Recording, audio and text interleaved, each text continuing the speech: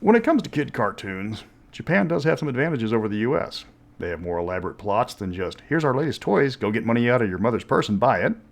They dealt with more mature themes. Characters could die, and they could get away with naming a character on a kid's cartoon Roy Fokker. So it was natural that an RPG would naturally be created using the Robotech universe. Why wouldn't you want to play a guy with a sexual innuendo for a last name and a giant stompy robot?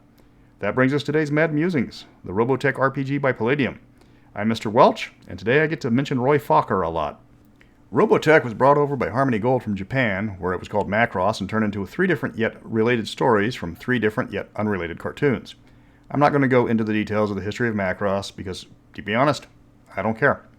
There's a channel called Toy Galaxy by a great guy named Dan Larson that I highly recommend, and he's talked all about it there. I'm just here to talk about the RPG. In short, Earth gets invaded by giant space giants, and we build giant shape-changing stompy fighter jet robots. Then we get invaded again by man-sized space giants and build giant stompy shape-changing tank robots. And then we get invaded again by giant space bugs and build man-sized stompy shape-changing motorcycle robots.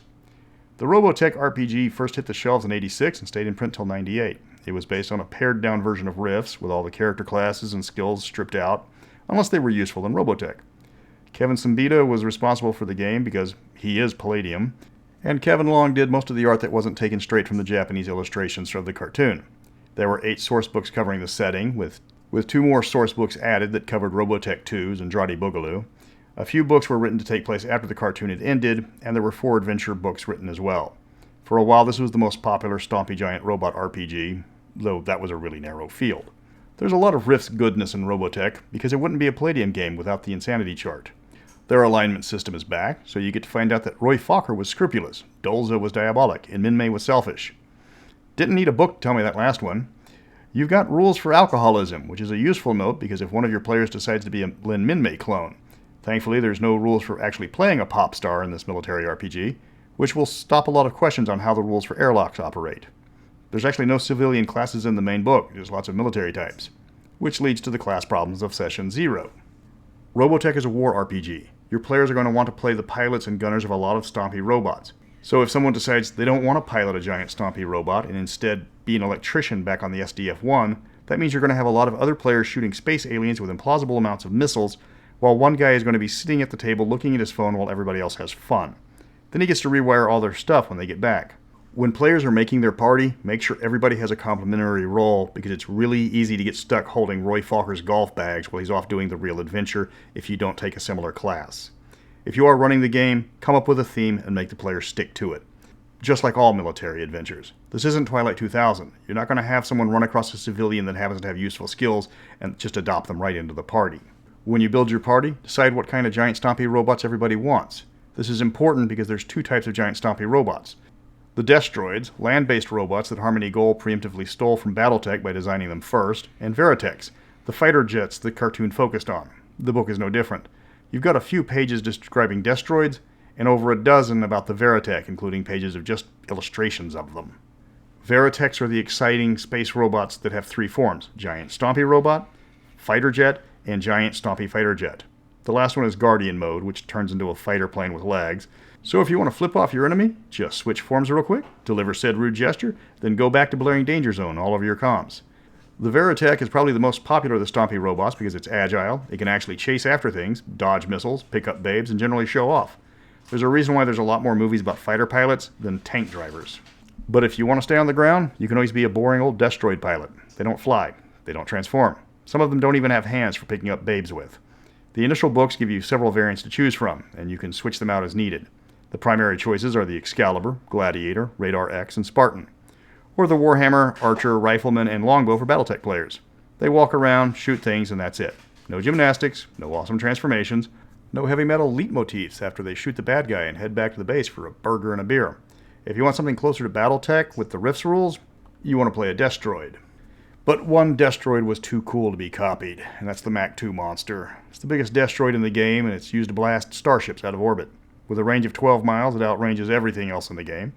There was always the Mach 2 player who let the Veratechs all fly out to intercept the enemy, then blast every Zentradi out of the sky before the Veratechs got in range, just so they could see the look on those pilots' faces when they had to come back without firing a shot.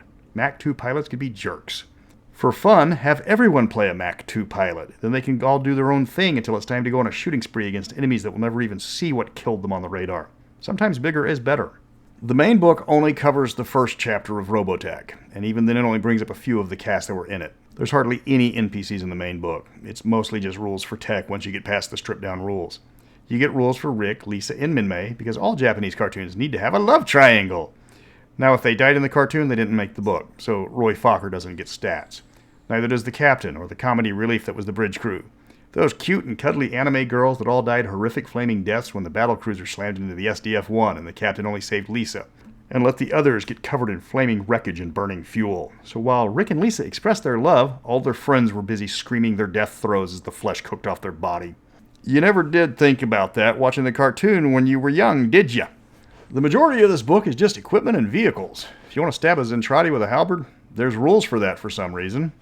There is page after page of vehicles listed, even detailed rules for the weapons that are attached to the vehicles. You've got vehicles that will only ever appear in the background, unless for some reason one of your players decides he wants to play the radar recon pilot on the plane with no weapons, that can't fly in space, and was just there for a background device. This book is filled with vehicles like that. Cargo helicopters, one-man unarmed racing planes, civilian motorcycles, dune buggies, and just a list of regular cars and trucks. You've got a section on modern firearms, which screams filler because this is Robotech and everyone uses lasers. Huge parts of this book seem to be cut and paste from previous Rifts titles, including a huge chunk of the rules. There is a section on playing the giant space giants at the end of the book, but it's just a few pages and even tells you that the full pages for the Zentradi are in their source book and to go get that book. Still, it gives you a page of cursory background on them, and then 11 pages of vehicles and gear, so you can see where Robotech's focus is. If you want to fight the War of the Masters or the Invid, you have to buy more books. There's barely any mention of them in the core rulebook. The Army of the Southern Cross does get a very brief call out in the history of Robotech, but then you have to go get the book Southern Cross for the proper stats of everything there.